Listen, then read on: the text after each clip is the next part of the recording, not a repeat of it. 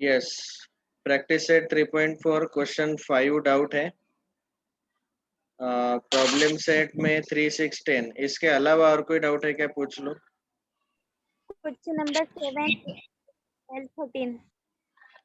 This is what, problem set और practice set? Problem set. फिर से बोलो बेटा।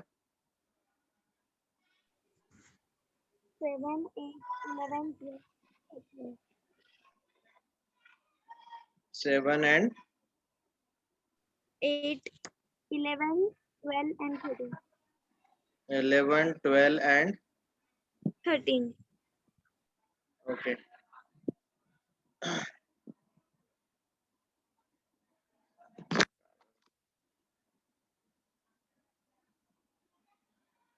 ये जो लोग लेट आ रहे हैं वो they should join on time, ऐसे लेट मत करो। ठीक है, तो प्रैक्टिस सेट 3.4 का क्वेश्चन 5 डाउट है। प्रॉब्लम सेट में ये सारे डाउट्स है। इसके अलावा और कुछ है तो बोल लो अभी। 7, 8, 11, 12, 13, 7, 8, 11, 12, 13। ओके, ठीक है। अरिथमेटिक प्रोग्रेशन में ये जो प्रैक्टिस सेट 3.4 था। Okay, all right, once again very good evening, welcome all of you. और जो लोग लेट आए उनके लिए फिर से एक वार्निंग। मैं अभी नाम नहीं लूंगा, आप 10 स्टैंडर्ड में हो, बड़े हो गए हो, please be on time. Question number 5, practice set 3.4 question 5।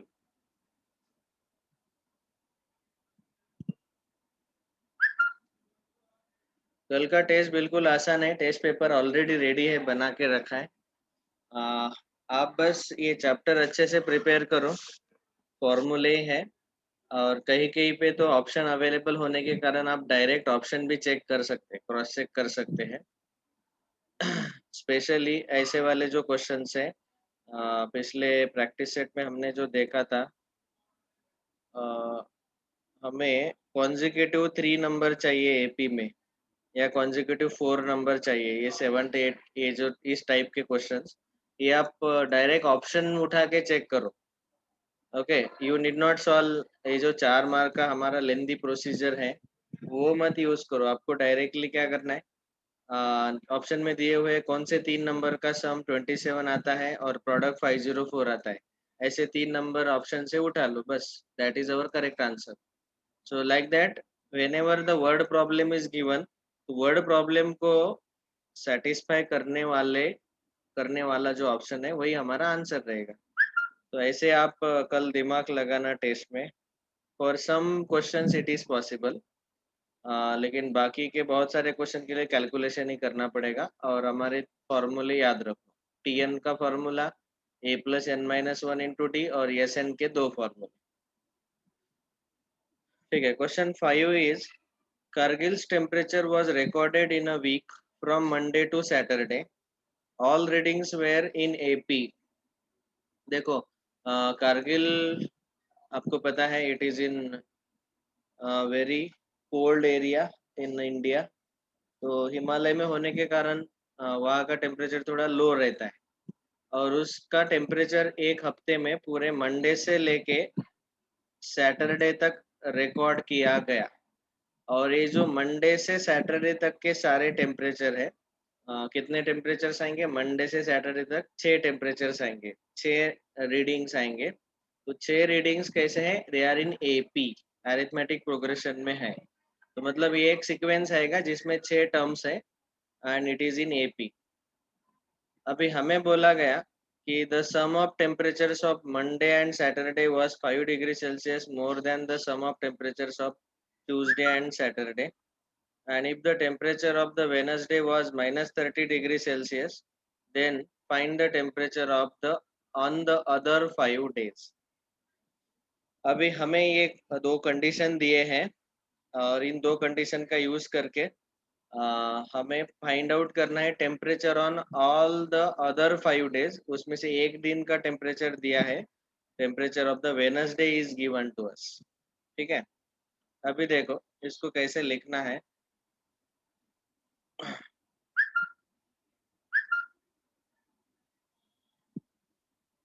हाँ, कुछ क्वेश्चंस कल के टेस्ट में बुक से है, कुछ क्वेश्चन बाहर से है। ठीक है, क्वेश्चन नंबर 5 सॉल्यूशन।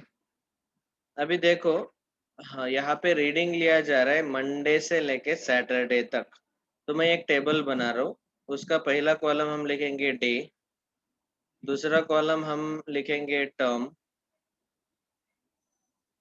तीसरा कॉलम हम लिखेंगे टेम्परेचर। ठीक है, तो पहला है मंडे, दूसरा Tuesday, Wednesday, Thursday, Friday, Saturday. ऐसे 6 दिन के 6 टेम्परेचर आएंगे। मंडे का जो टेम्परेचर है वो आएगा टर्म 1, उसका वैल्यू आएगा ए, क्योंकि एपी में है। Term 2 A+D, term 3 A+2D, term number 4 A+3D, term number 5 A+4D and term number 6 A+5D। ये आएंगे टर्म्स। एंड टेम्परेचर, उसमें हमें खाली वेनसडे का बताया है। वेनसडे का टेम्परेचर दिया हुआ है -30 ठीक है। फिलहाल ये बाकी के जो 5 दिन है उसका टेम्परेचर हमें पता नहीं है। तो ये डेटा मैंने ऐसे एक टेबल में लिख लिया।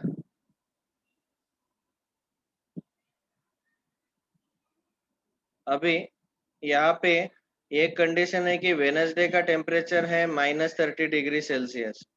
तो वेनसडे का टेम्परेचर जो दिया है वो कंडीशन यूज करके, और एक कंडीशन दिया है वो कंडीशन यूज करके हमें ए और डी का वैल्यू फाइंड करना है, दैट्स ऑल। तो यहाँ पे ए और डी का वैल्यू फाइंड करना है। अभी मैं ऐसे लिख रहा हूँ, फ्रॉम फ्रॉम फर्स्ट कंडीशन। पहला कंडीशन दिया हुआ है कि, पहला कंडीशन देखो ये है, the sum of temperatures of Monday and Saturday, Monday और सैटरडे का सम। ठीक है, मैं यहाँ पे ऐसे लिख रहा हूँ, Monday plus Saturday, Monday and Saturday was, this is equal to 5 degree more than sum of temperatures of Tuesday and Saturday। तो ट्यूसडे और सैटरडे का जो सम है, ट्यूसडे और सैटरडे का जो सम है उससे 5 डिग्री मोर है। ठीक है, क्या बताया फिर से, sum of temperatures of Monday and Saturday. तो मैंने लिखा Monday plus Saturday is equal to 5 degree more than, मतलब +5 more than the sum of temperatures of Tuesday and Saturday. तो ट्यूसडे और सैटरडे का टेम्परेचर का हमने एडिशन लिया। ठीक है, अभी यहाँ देख के हम बोल सकते हैं कि हमने क्या लिखा है, Monday plus Saturday is equal to Tuesday plus Saturday +5। ये सैटरडे दोनों साइड कैंसिल हो जाएगा क्योंकि वो दोनों साइड सेम नंबर है। तो हमें ऐसे मिलेगा मंडे इक्वल्स टू ट्यूसडे +5। अभी मंडे का जो टेम्परेचर है वो है हमारा T1 is equal to, Tuesday का जो टेम्परेचर है वो है T2 +5। ओके, अभी मंडे का टेम्परेचर T1 को हम लिखेंगे A, T2 को लिखेंगे A+D+5। तो यहाँ हमने जो वेरिएबल है उसको लेफ्ट में शिफ्ट किया, तो A-A-D is equal to 5, A-A cancel, -D is equal to 5, तो यहाँ से हम बोलेंगे D इज इक्वल टू -5। तो पहला कंडीशन जो है उसका यूज करके हमें डी का वैल्यू मिल गया। देखो हमें फाइनली क्या है, ए और डी का वैल्यू निकालना है actually. A is equal to question mark, D equal to question mark. जैसे ये ए और डी मिल जाएंगे हमें डायरेक्ट आंसर मिल जाएगा। ये था पहला condition. And then we can say from second condition, from second condition. अभी जो दूसरा कंडीशन है कि दूसरे कंडीशन में बताया कि वेनसडे का टेम्परेचर जो है, temperature of the Wednesday is -30 degree Celsius.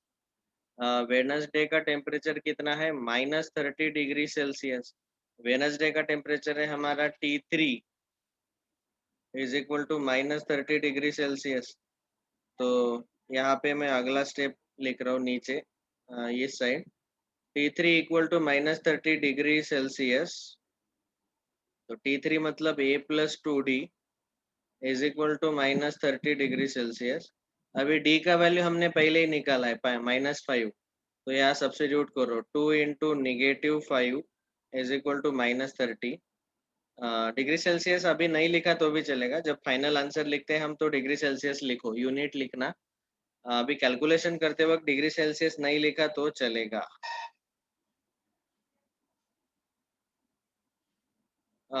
तो यहाँ पे A का वैल्यू आपको मिलेगा, ये -10 है, उसको राइट में शिफ्ट किया तो +10, तो A का वैल्यू -20 आएगा। ठीक है, that's all.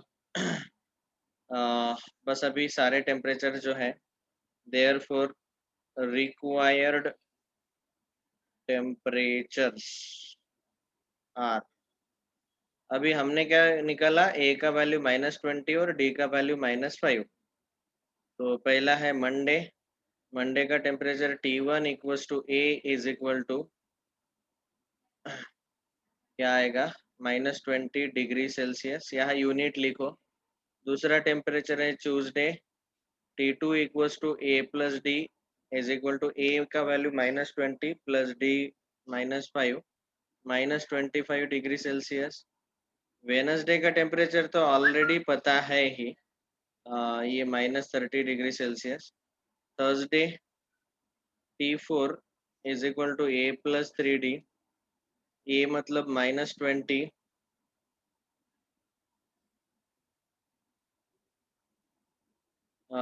Plus 3 into -5 D का value, -20 plus -15 is equal to -35 degree Celsius. Friday का टेम्परेचर आएगा T5 A+4D, -20 plus 4 into -5 -20 plus -20, -20, -20, -40 degree Celsius. और सैटरडे का टेम्परेचर आएगा T6 A+5D, -20 plus 5 into -5 -20 plus -25 equal to -45 degree Celsius. So this is our answer. तो ये पांचों दिन का टेम्परेचर हमने लिख लिया। ये तो पहले से ही दिया हुआ था वेनसडे का। Has everyone understood the solution?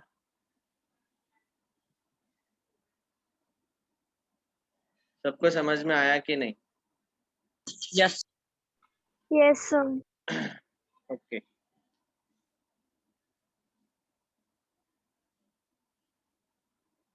पहले कंडीशन से डी मिला, दूसरे कंडीशन से ए मिला, that's all.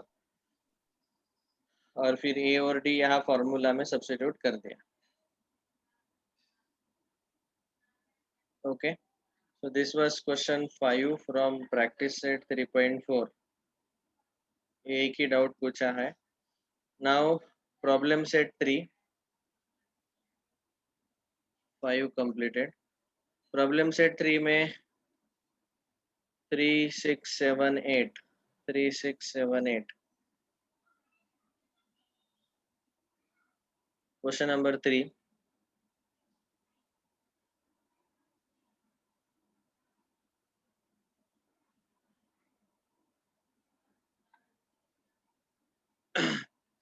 in an AP the 10th term is 46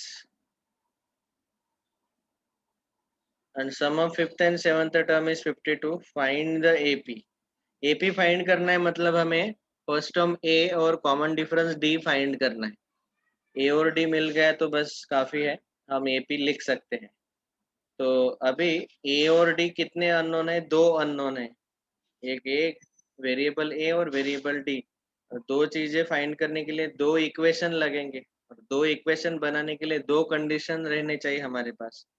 तो पहला कंडीशन है कि 10th टर्म इज 46 और दूसरा कंडीशन है 5th एंड 7th टर्म का सम 52। ये दो कंडीशन को सॉल्व करके ए और डी का वैल्यू मिल जाएगा. Okay. So in the question number 3, we will write like this. In an AP, the 10th term is 46. अभी पहले हम लिख लेंगे for an AP, nth term का फॉर्मूला हमारा है a plus n minus 1 into d. ठीक है. अभी from first condition, पहले कंडीशन में ऐसा दिया है कि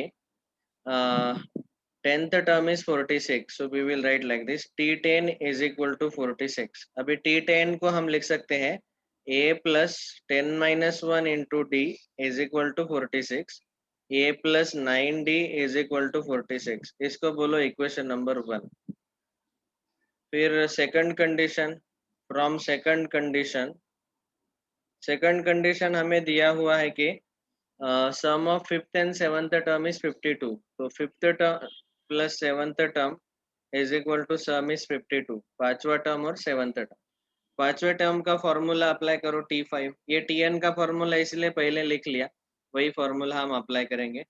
अभी मैं डायरेक्ट लिखता हूँ a plus 4d T5 आएगा plus a plus 6d T7 आएगा is equal to 52. a plus a 2a 4 plus 6 10d is equal to 52. 2 से डिवाइड करो, 2 से डिवाइड करेंगे तो यहाँ आएगा a plus 5d is equal to 26. ये आएगा सेकंड इक्वेशन. ठीक है. So now first equation second equation in दोनों को हम साइमल्टेनियसली सॉल्व करेंगे. वहां से a और d का वैल्यू मिल जाएगा और वहां से AP मिल जाएगा. सो solving the equation 1 and 2, so we will say equation 1 minus equation 2, दोनों का सब्ट्रैक्शन ले लो. इक्वेशन 1 है हमारा a plus 90 इक्वल टू 46 और अगला है a plus second equation a plus 5d equal to 26. इन दोनों का सब्ट्रैक्शन, तो a minus a 0, 90 minus 5d 4d is equal to 46 minus 26 20, d is equal to 20 upon 4 5. इसको किसी भी एक इक्वेशन में सब्स्टिट्यूट करो. 14 इक्वेशन नंबर 2. सेकंड इक्वेशन में अगर हमने सब्स्टिट्यूट किया तो इक्वेशन 2 बनेगा. Equation 2 already we have a plus 5d equal to 26. a plus 5 into 5 equal to 26. d का वैल्यू 5 डाल दो. a is equal to 26 minus 25, a equal to 1. That's all. अभी फाइनल स्टेप आएगा. therefore AP is, AP कैसे लिखना है, a plus d a plus 2d बस. और आगे लिखना है कॉमा करके एंड सो ऑन. a का वैल्यू है 1, a plus d मतलब 1 plus 5 6, 6 plus 5 11 and so on. या फिर ऐसा भी लिख सकते हैं answer. therefore AP is 1, 6, 11, and so on. एक लाइन में भी ऐसा लिख सकते. ठीक है. तो कभी भी ए डी का वैल्यू निकालना है तो दो अननोन के लिए दो कंडीशन दिए रहेंगे, तो उन कंडीशन से इक्वेशन बनाओ उन दो वेरिएबल्स में और उनको सॉल्व करो. Is this clear to everyone? Yes. ठीक है. नेक्स्ट क्वेश्चन नंबर, आपको अगर स्क्रीनशॉट लेना है तो ले सकते हैं. वैसे मैं एट द एंड ये सारे जो क्वेश्चन है इनका सॉल्यूशन के फोटोज ग्रुप पे भेज दूंगा, आप ले लो. 3.4 का क्वेश्चन 5. सर आज जितने क्वेश्चंस हो गए उतने ही आएंगे क्या टेस्ट में, या फिर सब? लगभग इस चैप्टर का बेटा पूरा पोर्शन हमारा खत्म हो गया. तो पूरे चैप्टर के बेसिस पे जो सारे क्वेश्चंस रहेंगे उस टाइप के ऑब्जेक्टिव क्वेश्चंस आएंगे. ठीक है. प्रॉब्लम सेट 3 देखते हैं कितना कंप्लीट होता है. वो हमें कंप्लीट ही नहीं करना है, we have to discuss.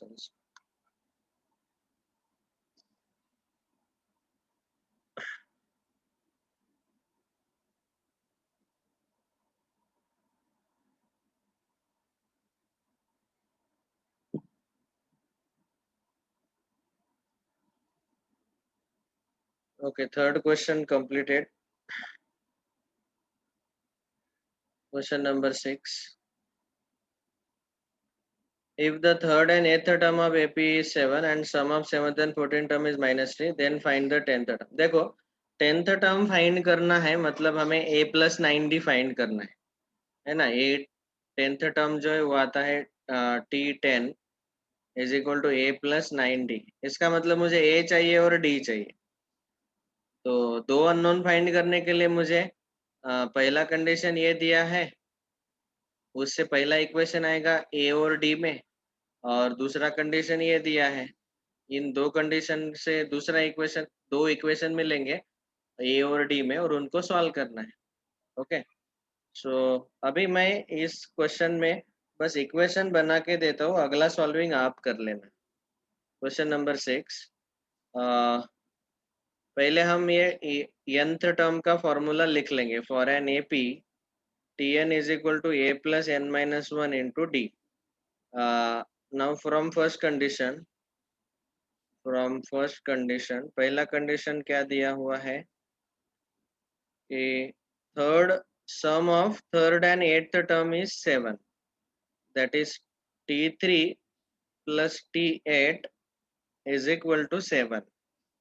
T3 मतलब a plus 2d आएगा, T8 मतलब a plus 7d आएगा, is equal to 7. a nth term का फॉर्मूला यूज किया हमने, तो a plus a 2a, 2d plus 7d 9d is equal to 7. ये हुआ इक्वेशन नंबर 1. तो ये था पहले कंडीशन से पहला इक्वेशन मिल गया. बाद में फ्रॉम सेकंड कंडीशन दूसरा इक्वेशन लिख लो. दूसरा कंडीशन क्या है, sum of 7th and 14th term is -3. मतलब T7 प्लस T14 इन दोनों का सम इज इक्वल टू -3. T7 आएगा a plus 6d plus T14 आएगा a plus 13d is equal to -3. a plus a 2a, 6 plus 13 plus 19d is equal to -3. दोनों equation को simultaneously solve करो, a और d का value find out करो. तो a आप कर लेना, ad का वैल्यू आपको मिल जाएगा. फिर अगला स्टेप है, हमें पूछा गया last step 10th term find करो. तो 10th टर्म आएगा T10 is equal to a plus 9d. यहाँ जो भी a और d का वैल्यू आया वो सब्स्टिट्यूट कर दो और सॉल्व कर लो, फाइनल आंसर आपको मिल जाएगा. ठीक है, Yes, sir. Okay. This is question 6. Next question number 7 और 8 लेना है.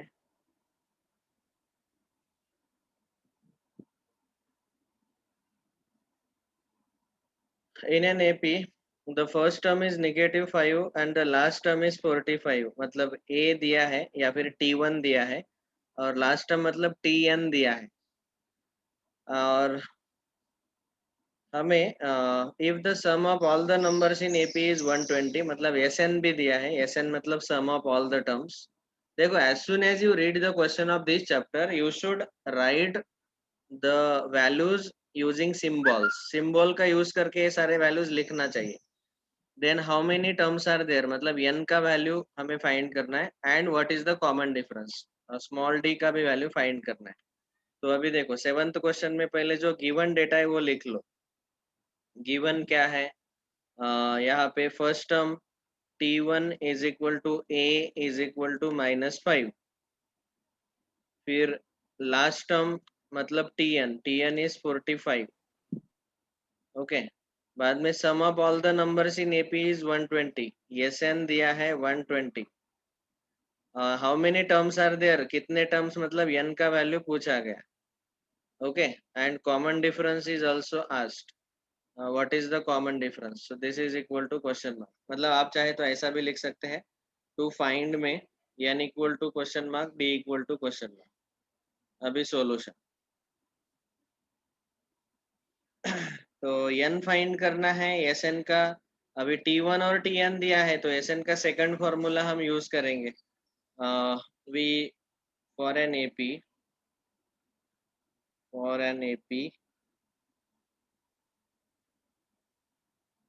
Sn is equal to second formula n/2 into T1 plus Tn.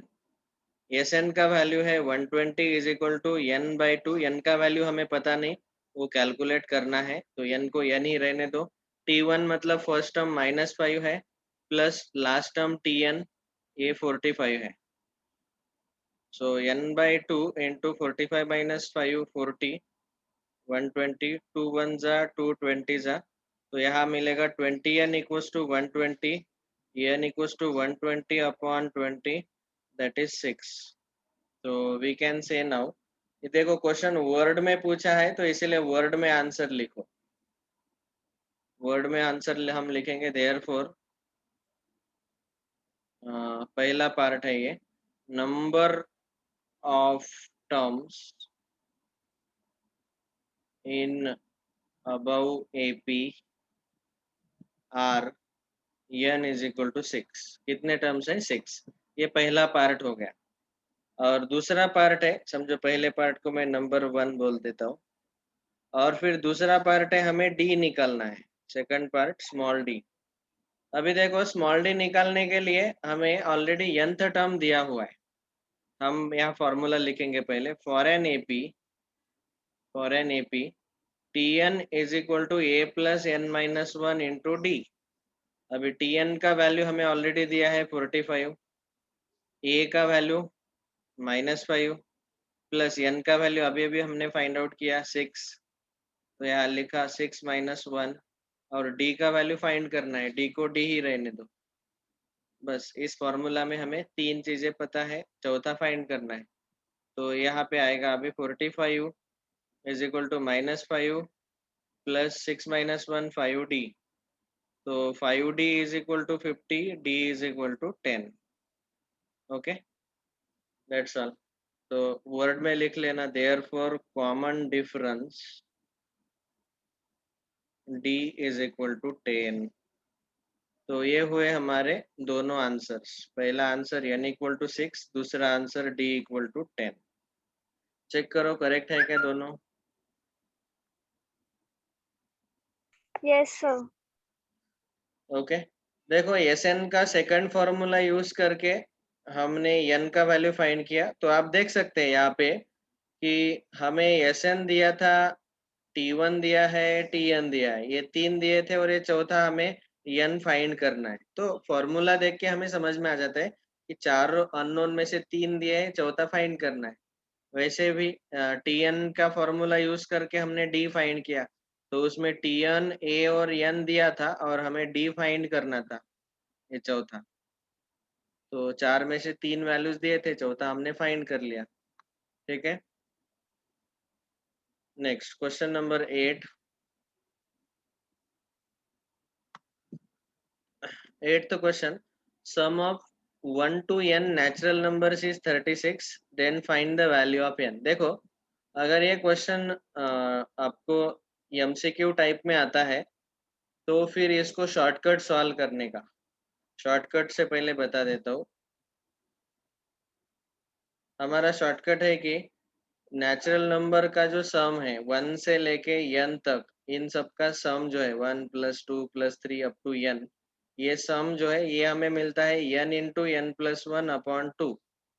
ठीक है, अब यहाँ बोला गया कि sum of 1 to n natural number is 36. Sum हमें दिया है n into n plus 1 upon 2 is equal to 36. अभी इसको n into n plus 1 is equal to 2 into 36 72. और अभी देखो ये n है, n प्लस 1 है, ये दोनों कॉन्जिक्यूटिव नंबर्स है. n छोटा है, n प्लस 1 उससे एक से बड़ा है. तो ऐसे कौन से दो नंबर है जिनका प्रोडक्ट 72 आता है और वो दोनों कॉन्जिक्यूटिव होने चाहिए? तो हमको पता है कि 8 इंटू 9 72 आता है, तो इसका मतलब n का वैल्यू 8 रहेगा और n प्लस 1 का वैल्यू 9 रहेगा. मतलब हमें n का वैल्यू मिल गया 8. तो हमें पूछा गया था find the value of n, तो n का वैल्यू 8. ये शॉर्टकट से सॉल्व करना है when you are solving MCQs. ऐसे तुरंत ये फॉर्मूला यूज करो और उस फॉर्मूला में n इंटू n प्लस 1 का प्रोडक्ट का वैल्यू हमें मिल जाएगा, और ये दो कॉन्जिक्यूटिव नंबर ढूंढो, ऐसे कौन से दो है. समझो हमें दिया है कि n into, for example extra बता रहा हूँ, n into n plus one का वैल्यू 20 है, तो ये आएगा 4 इंटू 5 इक्वल टू 20। ऐसे दो कॉन्जिक्यूटिव नंबर जिनका प्रोडक्ट ये आएगा, ठीक है। तो ये शॉर्टकट से आप सॉल्व कर सकते हैं ये एमसीक्यू एनटीएससी में। और अभी इसको मेथड से अगर सॉल्व करना है तो सॉल्यूशन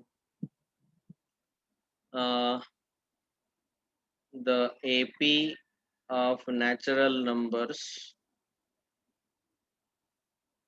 is, AP ऐसे दिखेगा 1, 2, 3, अप टू n, सबसे आखिरी वाला टर्म n रहेगा।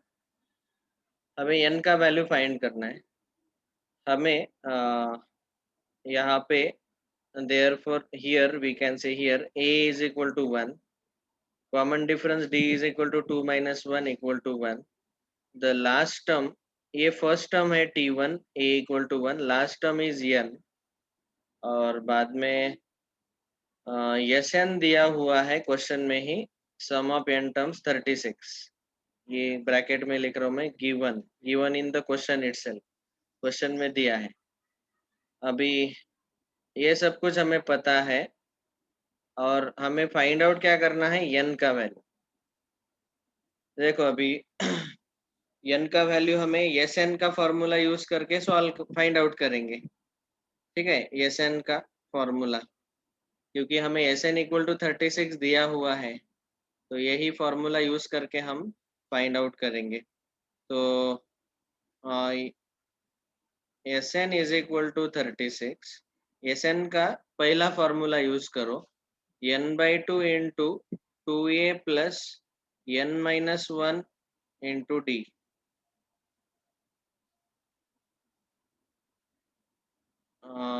T1 पता है, Tn पता है, अरे सेकंड फॉर्मूला भी यूज कर सकते हैं। देखो सेकंड फॉर्मूला भी यूज कर सकते हैं यहाँ पे, क्योंकि T1 और Tn पता है हमें। तो Sn का formula n/2 into T1 plus Tn is equal to 36, n/2, n तो निकालना है तो n को एज इट इज रहने दो, T1 मतलब फर्स्ट टर्म 1 प्लस Tn का वैल्यू n ही है, इज इक्वल टू 36, ओके। तो ये आ गया n into n plus 1 upon 2 is equal to 36। देखो ये स्टेप तक हम पहुंचे थे डायरेक्ट ये फॉर्मूला से, आया ना वही, n into n plus 1 upon 2 equal to 36, मतलब n into n plus 1 is equal to 72। अभी देखो शॉर्टकट मैंने ये बता दिया कि दो नंबर का प्रोडक्ट 72, आपको पता है n का वैल्यू स्ट्रेट 8 आएगा और n प्लस 1 का वैल्यू 9 आएगा, और सीधा n का वैल्यू 8 आ गया। लेकिन इस पर्टिकुलर केस में हमें ये जो क्वेश्चन है सब्जेक्टिव एग्जाम में 4 मार्क का होगा, तो इसको सॉल्व करना है। तो n इंटू एन प्लस 1 को ऐसे लिखो, n into n n square plus n into 1 n minus 72 equal to 0। ये हो गया क्वाड्रेटिक इक्वेशन। -72 के ऐसे दो फैक्टर जिनका एडिशन रहना चाहिए +1, है ना, याद आया फैक्टराइजेशन मेथड। सो 9 8 जा, यहाँ पे आंसर आएगा -8 प्लस 9। तो इसको आप सॉल्व करो, अभी मिडल टर्म को स्प्लिट करो, 9n minus 8n minus 72 equal to 0, common ले लो, n in bracket n plus 9 minus 8 in bracket n plus 9 equal to 0, n plus 9 common लिया, n minus 8 equal to 0, n plus 9 equal to 0 और n minus 8 equal to 0, n is equal to -9 और n is equal to 8। ये हो गया। अभी लेकिन यहाँ पे हियर n निगेटिव नहीं हो सकता, but n is a natural number. n क्या है, नेचुरल नंबर है। Therefore n is not equal to -9 and therefore n is equal to 8। n के दो वैल्यूज मिले हमें, एक -9 और एक 8।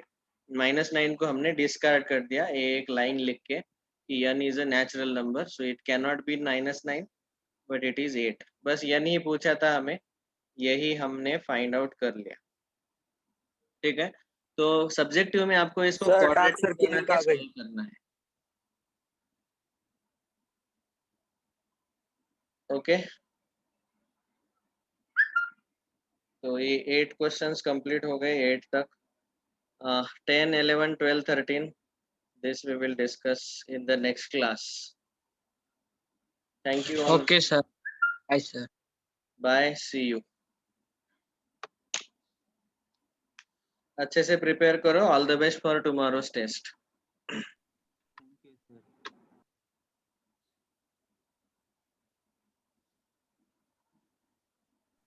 सर एग्जाम में वर्ड प्रॉब्लम भी है ना?